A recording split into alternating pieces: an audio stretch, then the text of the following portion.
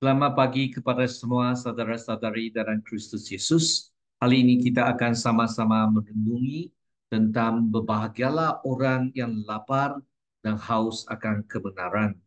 Kali ini kita akan masuki kali yang keempat dengan merujuk kepada Matius bab 5 ayat 6, dan pada masa yang sama kita merujuk kepada sebuah buku yang dipanggil Menjadi Umat yang Bersukacita dalam Kerajaan Allah. Makna menginginkan kebenaran, keadaan tidak benar. Percaya bahawa kekurangan kebenaran dalam keadaan manusia.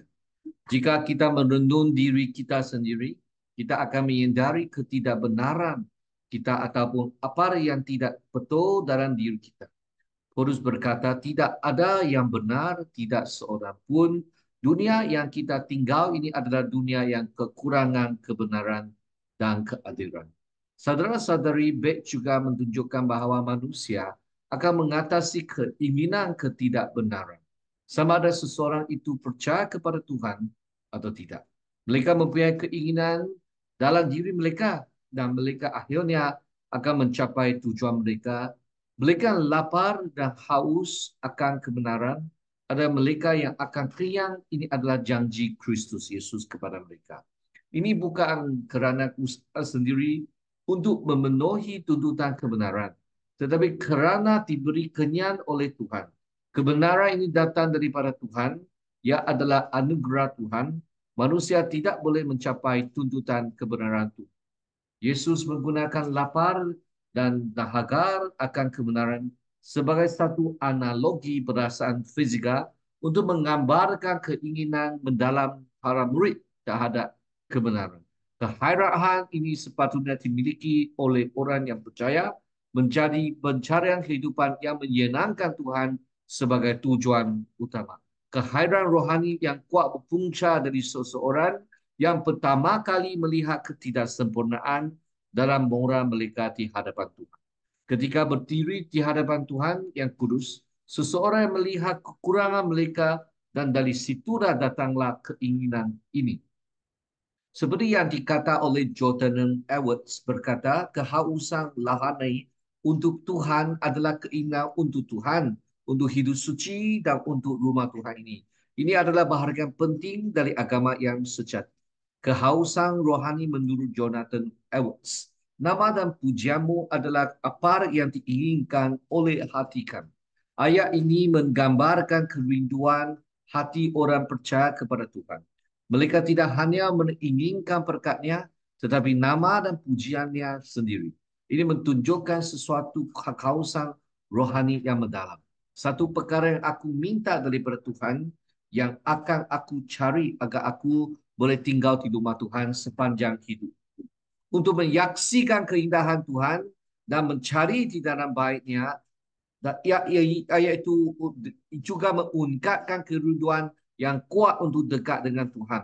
Melihat keindahannya dan mencarinya terus-menerus. Bahagia dalam kerajaan Allah adalah hasil daripada kehausan rohani ini. Ketika kita sungguh-sungguh merindukan Tuhan dan kebenarannya, kita akan menemukan kebahagiaan sejati dalam kehadiran dan dalam melakukan kehendaknya. Saudara-saudari, kita lihat ayat-ayat Alkitab tentang keinginan kepada Tuhan. Mazmur 42 ayat 1 sampai 2. Tuhan, hatiku merindungi Engkau seperti lusa merindungi sungai yang berair. Hatiku dahaga akan Tuhan, Tuhan akan Tuhan yang hidup. Biarlah aku boleh datang dan melihat wajah Tuhan. Mazmur 63 ayat 1. Tuhan, Engkaulah Tuhanku. Aku sungguh-sungguh mencari Engkau di tanah yang kering dan tandus. Tiada air, hatiku, jiwaku, semuanya merindukan Engkau. Kerinduan akan kediaman Tuhan. Betapa indahnya kediamanmu yang Tuhan semesta alam. Hatiku, jiwaku merindukan perantaran Tuhan. Jiwaku bersorak-sorai kepada Tuhan yang hidup. Aku sentiasa menjaga ketetapanmu agar aku tidak dipermalukan. Saudara-saudari, marilah kita lihat kehidupan rohani yang tidak memuaskan. Para ahli Taurat dan Farisi mentunjukkan kebenaran secara lahiran. Tetapi itu bukanlah yang menyenangkan Tuhan. Mereka mentunjukkan sikap lahiran, tetapi di dalamnya adalah kepalsuan. Yesus menyebut mereka sebagai munafik. Kehidupan agama mereka hanya beban yang mengikat orang lain, tidak memberi kebebasan, dan juga tidak memberi ketenangan kepada jiwa. Sebaliknya Yesus memanggil para muridnya kepada tempat di mana mereka dapat menikmati kedamaian. Marilah kepadaku semua yang letih lesu dan berbeban berat, dan aku akan memberi kelengaan kepadamu. Pikul aku yang kupasan dan belajar kepadaku, kerana aku lemah lembut dan rendah hati, dan jiwamu akan mendapat ketenangan. Kerana yang aku pasang itu enak dan bebanku pun ringan. Yesus mengkehendakikan murid-muridnya untuk bekerja kebenaran yang lebih tinggi. Kebenaran seperti ini akan menyenangkan Tuhan dan memastikan mereka tidak akan dikecualikan daripada kerajaan surga. Dalam Injil Matius bab 5 ayat 20 sampai ke 48, Yesus mengajarkan bahawa kesempurnaan rohani adalah menjadi sempurna sedipapar di surga. Doa menjadi petunjuk kepada kehidupan harian orang yang iman dalam sudah tetap tetapi belum already Banoia era pada ini yang memberi ketenangan kepada kita. Dari satu pihak ingin mematuhi kepada kebenaran Tuhan, satu pihak ada godaan, cubaan dan juga ujian dari dunia dan juga dari iblis. Mengarah ke kita tentang bagaimana untuk hidup dalam zaman ini sejak Kristus Yesus kembali lagi. Yang pertama, dikuduskanlah nama. Nama Tuhan menuju kepada dirinya sendiri. Perintah ketiga dalam 10 perintah, jangan menyalahgunakan nama Tuhan Tuhanmu, adalah untuk menghalang manusia daripada tidak menghormati Tuhan dengan menggunakan namanya dengan sia-sia.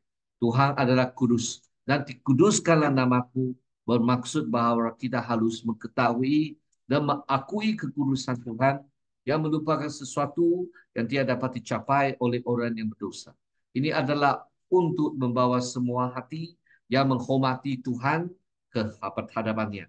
Ada satu hari di mana Tuhan akan menyebarkan semua orang menghormati nama kudusnya di seluruh dunia. Pada saat itu, apabila kerajaan Tuhan turun sepenuhnya di bumi, semua orang akan mengakui keagungan dan kemuliaannya. Mereka yang lapar dan dahaga akan kebenaran, ingin melihat nama Tuhan dimuliakan di seluruh dunia, dan semua orang tunduk kepada Tuhan. Datanglah kerajaan. Kerajaan Tuhan telah memurah dengan kedatangan Yesus ke dunia kali pertama. Ini bermakna bahawa kita sedang tunggu penggenapan sepenuhnya kerajaan Tuhan di seluruh bumi, di mana segala sesuatu akan dipembaharui. Langit yang baru dan bumi yang baru.